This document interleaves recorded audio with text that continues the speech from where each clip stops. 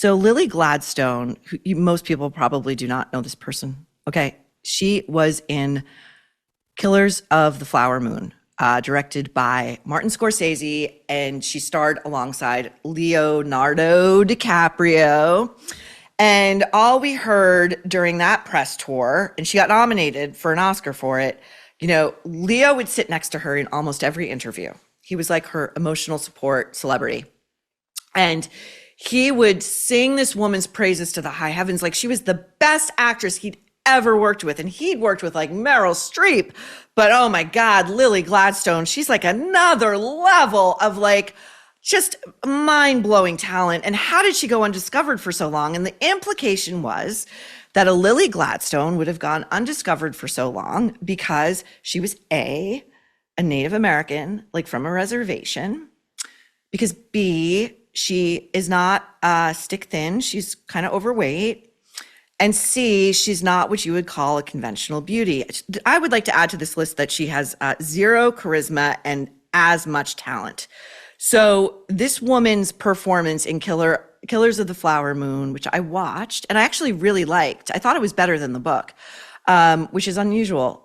So she is like sleepwalking through this entire performance. This, by the way, is a woman who comes to suspect, rightly, that her husband is slowly poisoning her to death.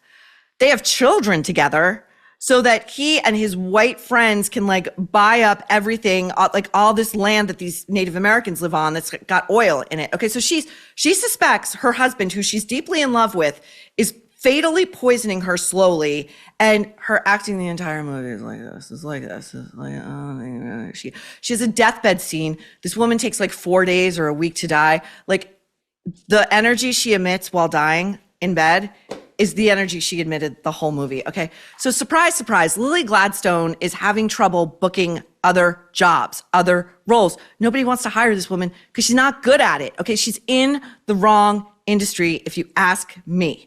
So she has this new independent movie out that nobody's going to go see and nobody cares about it. But she sits down with a British newspaper. I will get the name. I forget what it was. But anyway, so you can tell the interviewer hates her already because she starts, or whoever wrote it, starts the piece quoting Lily saying this: "I'm interesting and long-winded," admits Gladstone, who is neither falsely modest nor lacking in self-awareness. I believe she is lacking in a lot of self-awareness.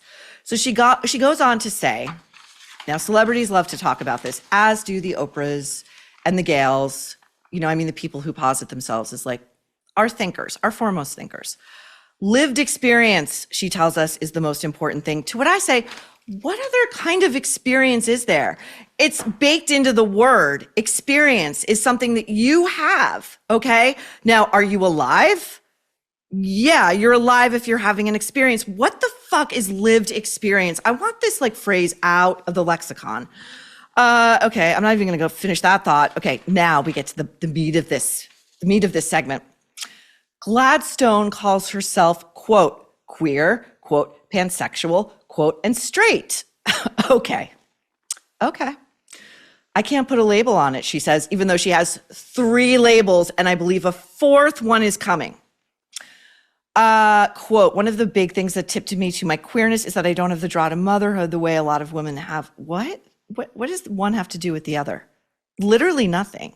Like literally nothing. Then she goes on to say she thought she might have been asexual because she has no attraction to anybody.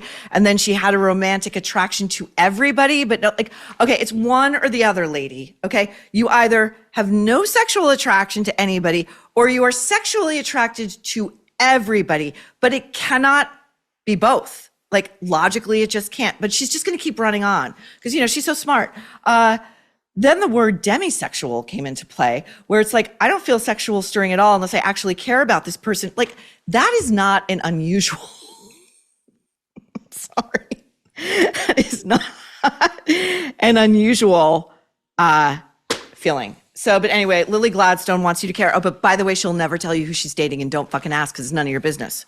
Okay, moving on. Demi Lovato has readopted her pronouns because explaining they, them was tiring. Bye to me. Rebel Wilson to launch new fluid dating app. Quote, I never thought I was 100% straight. So she's now married to a woman, by the way. So she is launching a new dating app called Fluid. There used to be like 3 categories: straight, gay, or bisexual. I thought they covered the gamut, but apparently I was wrong. And this leads us to, I just want to take a moment. I think about like 0.0003% of the population before this sort of trans queerness thing exploded. And by queer, I just mean people like who identify it in like new names that mean nothing. It's like 0.003% of people identify as like trans, but the celebrity community, like the A-list celebrity community, seems to have a disproportionate number of children who identify as either trans or non-binary. And this seems really strange to me, because you would think this would sort of be a blanket percentage across like the general population in America.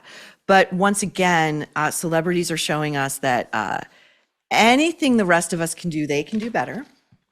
And I'm just gonna run down a list of celebs who claim that they have children who are trans or another sex or non-binary. It's a long list.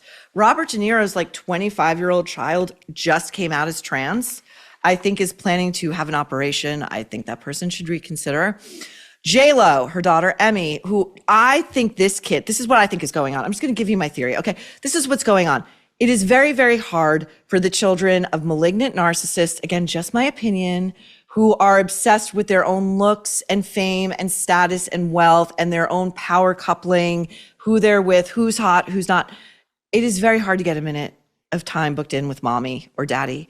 And so the way you can get attention and the way you can differentiate yourself is to say, I think I might be another gender, or I think I might not be any gender, or I think I'd like to start transitioning. And instead of what seems to be the approach of taking that child to a very good psychotherapist and saying, we're going to talk this out all day long, but we're not going to medicalize you.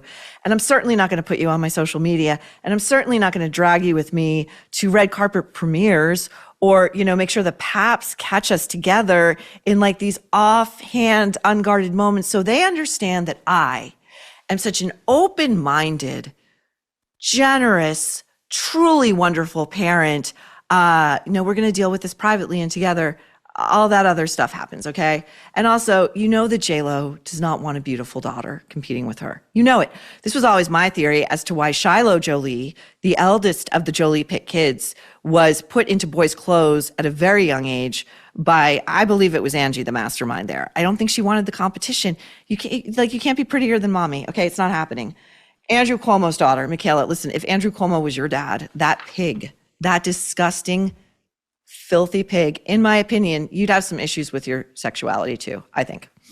Michael Jordan's kid, Megan Fox, Naomi Watts, and Liev Schreiber, Charlize Theron, who I believe announced to us all that she was informed by her kid that they were trans at the age of like 4.